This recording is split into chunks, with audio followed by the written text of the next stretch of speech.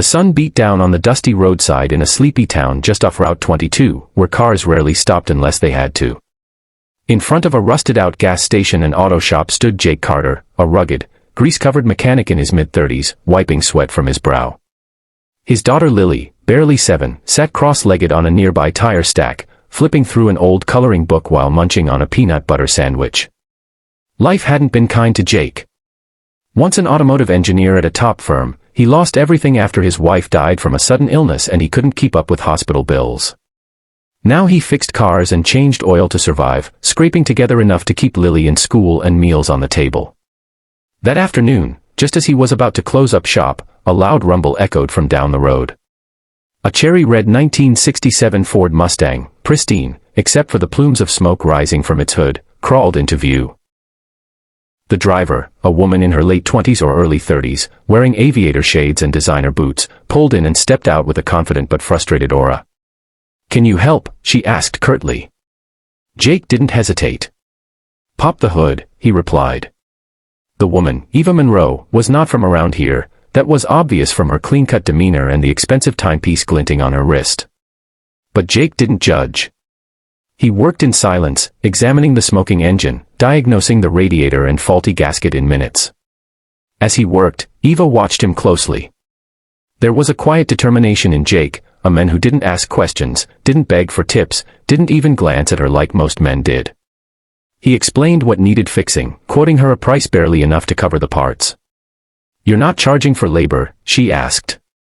He shrugged. "You look like you've been through enough.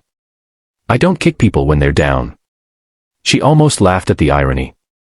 If only he knew who she really was. While he repaired the car, they talked. Jake shared how he was once a rising engineer who had a shot at building luxury performance cars but had to give it all up. Eva shared just enough, mentioning her love for Mustangs, how her dad owned one and taught her to drive. She didn't mention that her father also owned Monroe Motors, the largest luxury car brand on the West Coast. Or that she was now the sole heir and CEO of a billion-dollar empire. When the car purred back to life under Jake's expert hands, she thanked him genuinely. Lily ran up and waved goodbye, her pigtails bouncing. Eva smiled at the little girl and whispered something to her before handing Jake an envelope. "Just a thank you," she said.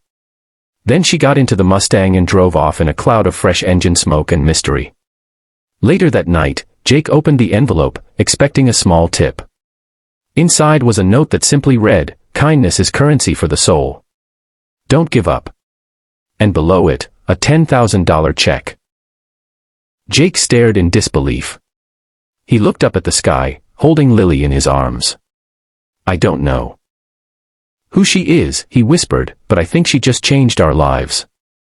But that was just the beginning. Glowing Star Chapter 2, Chrome, Grit, and a Hidden Empire. The next morning, Jake rushed to the bank with the check, half expecting it to bounce. To his shock, the funds cleared instantly. That money paid off Lily's school debt, fixed his leaking roof, and even gave him enough to buy better tools for his shop. But he couldn't shake off the feeling that there was more to Eva than she let on. She hadn't left a number, a business card, nothing. Just her name on the check, Eva Monroe. Weeks passed.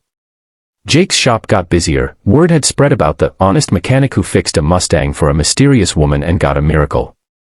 Customers poured in, some even filming TikToks about the story. Jake didn't let it change him.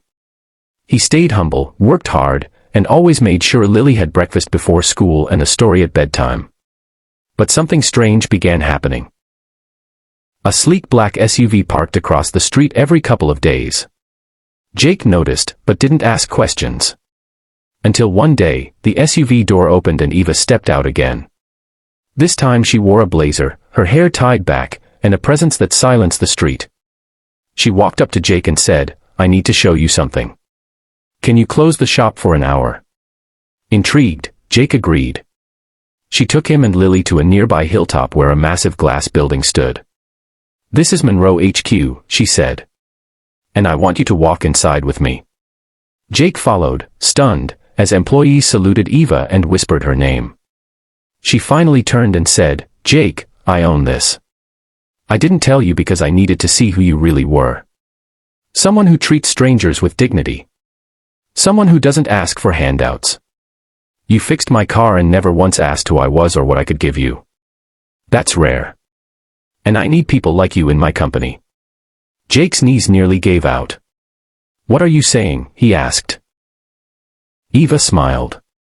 I want you to lead the next division of Monroe Classic Rebuilds, a luxury line reviving vintage models. You'll have a team. Full salary. Benefits.